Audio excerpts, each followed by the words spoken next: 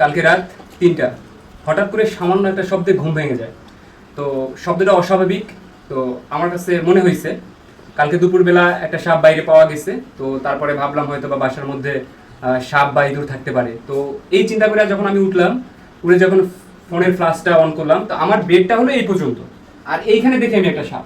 তো এই জিনিসটা দেখে আমার কাছে মানে খুব হতাশ হয়ে যায়, আমার একদম শরীরের লোম দাঁড়িয়ে যায় ভয়ের জন্য। তো তারপরে আমি লাইট অন করি, লাইট অন করে আমি সাথে সাথে বাইরে যাই। বাইরে যেয়ে আমার পাশে যে রুমমেট আছে তাদেরকে আমি ডাকি, ডাকার পরে তারা আসে, আসার পরে একটা সাপ তো এই শাড়ির মধ্যে ছিল। এই শাড়ির মধ্যে থেকে আমি সাপটা বের করে মারার পরে আর ঘুম হয় নাই। তো ঘুম না হওয়ার পরে সকালবেলা যখন উঠি, এখানে আমার একটা জামা কাপড়ের একটা ব্যাগ ছিল। ব্যাগটা যখন আমি তুলি, এইখানে এই পয়েন্টে ছিল ব্যাগটা যখন আমি তুলি, তখন ব্যাগের মধ্যে থেকে ব্যাগের নিচে দেখে আমি একটা সাপ। তো সেটাকে আমরা মারার পরে তারপরে এই যে এখন রুমটা পরিষ্কার করার জন্য, এবং আমার রুমের ভিতরে আহামরি কিছু নেই, জামা কাপড় সবগুলো উপরে, শুধুমাত্র এখানে একটা ব্যাগ ছিল আর এখানে আমার বেডটা ছিল। তো বেডটা আসলে অর্ধেক তোলা হয়, যখন আমি অফিসে যাই তখন অর্ধেক তুলি।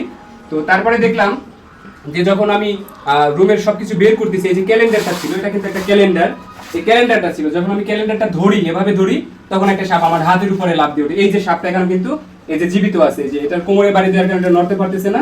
এই যে এভাবে করে দেখাও, জুম করে দেখাও, এটা কিন্তু পুরো জীবিত আছে, এই যে নড়তেছে, জীবিত আছে। তো এই ক্যালেন্ডার থেকে সাপটা বের হইলো। তারপরে যখন এখানে আমার বেডটা ছিল, সিঙ্গেল একটা বেড, যখন বেডটা ছিল, বেডটা যখন আমি তুলি, তখন বেডটা তোলার পরে, এটা একটু ভালো করে দেখাও, জুম করে দেখাও, বেডটা তোলার পরে আমি দেখি বেডের নিচে একটা সাপ এরকম ফেনা ধরে ছিল, মানে একদম কি বলে যে মোড়া যেরকম বানানো থাকে ওই রকম ছিল, এটা একদম মরে পড়ে আছে।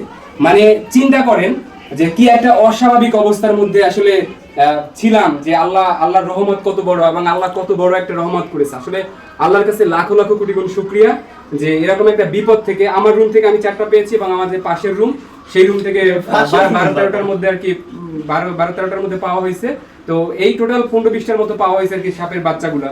আসলে এটা কোন জাতের বা কোন বংশের বা আসলে এটার বিষ কিরকম, এটা আসলে মুখ্য কোনো বিষয় না, কিন্তু আমরা যে জায়গায় আছি সেইখানে এরকম একটা মানে অস্বাভাবিক একটা পরিস্থিতি, অস্বাভাবিক একটা পরিবেশের মধ্যে আসলে এটা আল্লাহর বিশেষ রহমত ছাড়া আসলে মানে এই রহমতের শুকরিয়া ভাষায় প্রকাশ করার মতো আসলে ভাষা আসলে আমি অধম আমার কাছে নাই। তো যাই হোক, এখন গরমের সিজন চলতেছে, এই সময় আমরা জানি যে সাপ সাধারণত যে গরমের জন্য আর কি একটু বাতাসের জন্য চলে আসে রাস্তায় বা বাসা বাড়িতে। আপনারা সকলে সতর্ক থাকবেন, এবং যাতে এরকম কোনো অনাকাঙ্ক্ষিত বিপদ থেকে আল্লাহ আমাদের সবাইকে হেফাজত করে, এবং এরকম অনাকাঙ্ক্ষিত বিপদ থেকে যাতে আল্লাহ আমাদেরকে রক্ষা করে। কারণ সাপই, সেটা ছোট হোক বড় হোক, এটাও লম্বা প্রায় 1 হাতের মতো হবে, 12 ইঞ্চির মতো হবে লম্বা। তো যাই হোক, সাপই আসলে, সাপকে অমূল্যায়ন করার কিছু নাই। আপনি হয়তো মনে করতে পারেন ছোট সাপ বা এই সাপের বিষ নাই, আসলে বিষ কোনটায় আছে বা কোনটা নাই সেটা হয়তো বা আমি স্বাভাবিক দৃষ্টিকোণ থেকে আসলে নাও বুঝতে পারি বা নাও দেখতে পারি। তো এই ছোট একটা রুমের মধ্যে আমি বেডটা অর্ধেক পর্যন্ত উঠিয়ে রাখি, এবং সেই বাকি যে অর্ধেকের মধ্যে এরকম একটা সাপ মরে থাকবে, এবং পাশে এরকম ব্যাগের নিচে থাকবে, আসলে অস্বাভাবিক। আসলে যখন কারেন্ট চলে যায়, বিদ্যুৎ থাকে না, এখন তো বিদ্যুতের সমস্যা চলতেছে, তো যখন বের হয় যদি একটা পাড়া পড়ে, এটা তো একটা প্রবাদ আছে যে সাপকে আঘাত না করলে সাপ আঘাত করবে না।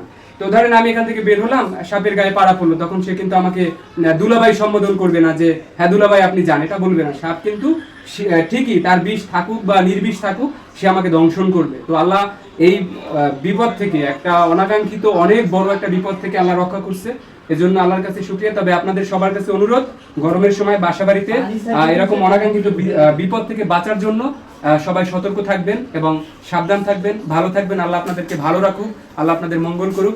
আমার জন্য সবাই দোয়া করবেন, কারণ আল্লাহ অনেক বড় একটা বিপদ থেকে আমাকে বাঁচিয়ে দিয়েছেন।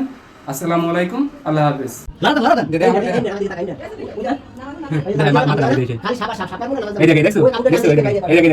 হ্যাঁ, সাপের সাথে বসো ভাই, সাপের সাথে বসো। হ্যাঁ, জিরো না, দেখ না, ওই দেখ হ্যাঁ, মাছরাঙ্গা কি মাছরাঙ্গা, এটা ই সাপ মাছরাঙ্গা, না রে বোধাই 100% এটা মাছরাঙ্গা, এটা লাল আছে, দেখা এটা বড় লাল হইবে, বড় লাল হইবে, বুঝছেন না, আমি লাল তুমি তো লাল ভাবছ না, আমি লাল দেখছো এই ভিডিওতে দেখা ভিডিও হইতাছে, অনেকগুলো লরেস, এটা হ্যাঁ, শান্ত হও বাবু, শান্ত হও, দুধ কলা দিয়ে কাল সাপ পুষে দেখি, এই এটা আমার সাথের মত লাগে, হ্যাঁ এদিকে কই এনাইছে কমিতে, কি রে ভাই সাথে নিলে কেমনে, ওই উল্লা খাতাটা উল্লাও, আরে এটা জলে লোক না, সাপ পরিষ্কার করে, ওর ভিতরে সাপ থাকলে এখন পুরি যাবে।